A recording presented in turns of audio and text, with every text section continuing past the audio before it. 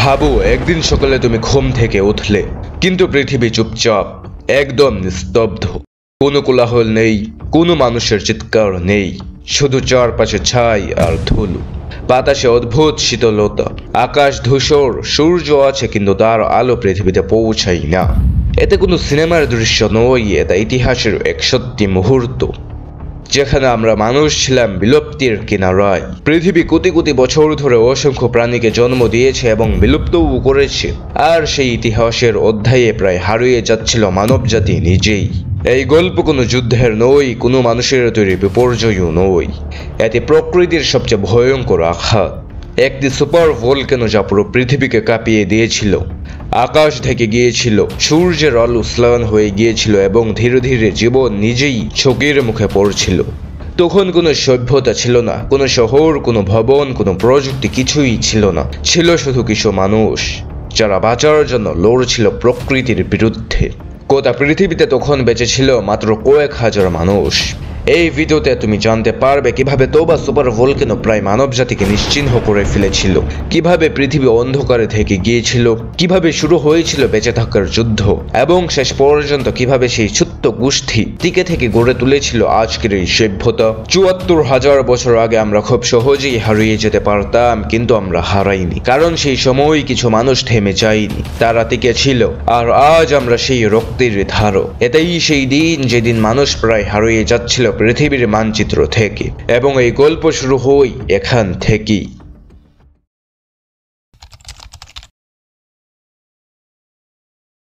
প্রায় ৭৪,০০০ বছর আগে পৃথিবীর বুকের নিচে এক বিশাল অগ্নিগিরি ঘুমিয়েছিল, তোবা।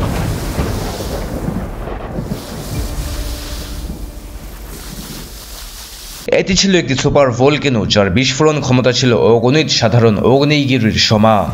এই সুপার ভলকেনোটি ইন্দোনেশিয়ার সুমাত্রা দ্বীপে অবস্থিত এবং এর বিস্ফোরণ পৃথিবীর ইতিহাসে অন্যতম সবচেয়ে ভয়াবহ প্রাকৃতিক বিপর্যয় হিসেবে চিহ্নিত। তোবা সুপার ভলকেনো যখন বিস্ফোরিত হয় তখন এটি প্রায় ২,৮০০ কিউবিক কিলোমিটার অগ্নি, শিলা, ছাই এবং অন্যান্য উপাদান আকাশে ছড়িয়ে দেয়। এই বিপুল পরিমাণ ছাই পৃথিবীর বায়ুমণ্ডলে ছড়িয়ে পড়ে, সূর্যের আলোকে আড়াল করে দেয়, ফলে পৃথিবীর তাপমাত্রা হ্রাস পায়। এই ঘটনাটি ভলকানিক উইন্টার নামে পরিচিত, যা পৃথিবীর জলবায়ুকে স্থায়ীভাবে পরিবর্তন করে দেয়। বিস্ফোরণের পর তোবা অগ্নিগিরির গহ্বর পূর্ণ হয়ে একটি বিশাল হ্রদে পরিণত হয়, যা বর্তমানে লেক তোবা নামে পরিচিত। এই হ্রদটি পৃথিবীর সবচেয়ে বড় অগ্নিগিরির হ্রদ, যার দৈর্ঘ্য প্রায় ১০০ কিলোমিটার এবং গভীরতা ৫০০ মিটার। বিজ্ঞানীরা বিশ্বাস করেন যে এই সুপার ভলকেনোর বিস্ফোরণ পৃথিবীর জলবায়ুকে স্থায়ীভাবে পরিবর্তন করে দিয়েছে। গবেষণায় দেখা গেছে যে বিস্ফোরণের ফলে পৃথিবীর তাপমাত্রা কয়েক ডিগ্রি সেলসিয়াস কমে গিয়েছিল, যা কৃষিকাজ এবং প্রাণী জগতের জন্য মারাত্মক প্রভাব ফেলেছিল।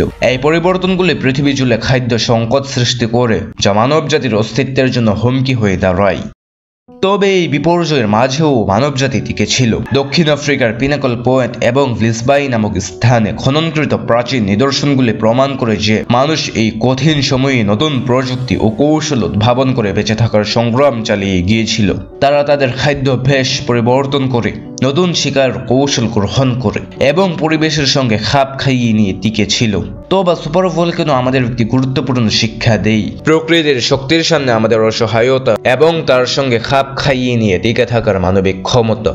এটি আমাদের স্মরণ করিয়ে দেয় যে পৃথিবীর ইতিহাসে এমন অনেক ঘটনা ঘটেছে যা মানবজাতির অস্তিত্বের জন্য হুমকি হয়ে দাঁড়িয়েছিল, কিন্তু আমরা প্রতিবারই সেই চ্যালেঞ্জ মোকাবিলা করে টিকে থেকেছি।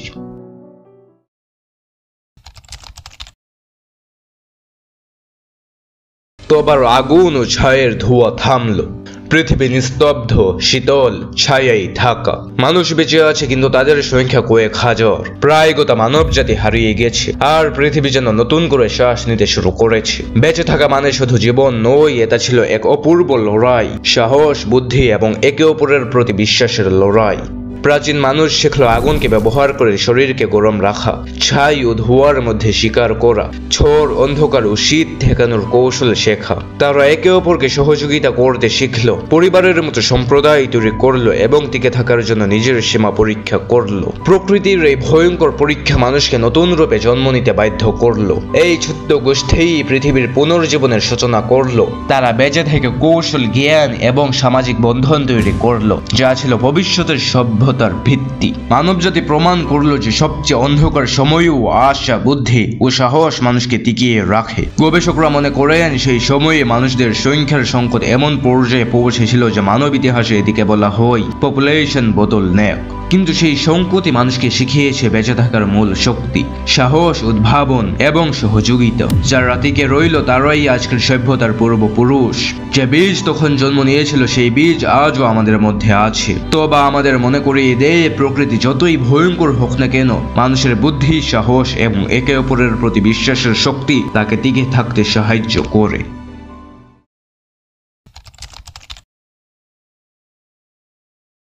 তবে আমাদের মনে করিয়ে দেই, প্রকৃতির শক্তি কতটা বিশাল, কিন্তু মানুষের সাহস, বুদ্ধি এবং একে অপরের প্রতি বিশ্বাস তার চেয়ে কম নয়। প্রাচীন বিপর্যয় আমাদের ইতিহাসের সবচেয়ে বড় শিক্ষক, যেখানে জীবন থেমে যাওয়ার পথে মানুষ খুঁজে পেয়েছে টিকে থাকার কৌশল, নতুন আশা এবং ভবিষ্যতের সম্ভাবনা।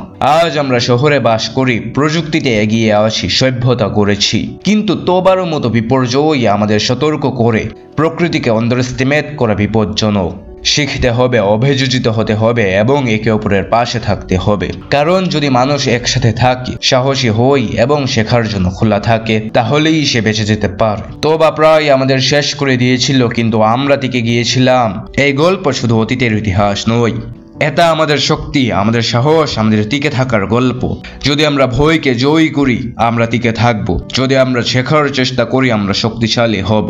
আমরা সেই বেঁচে থাকা বীজের উত্তরাধিকারী, এবং আজ আমরা বেঁচে আছি, আমরা ফিরে এসেছি।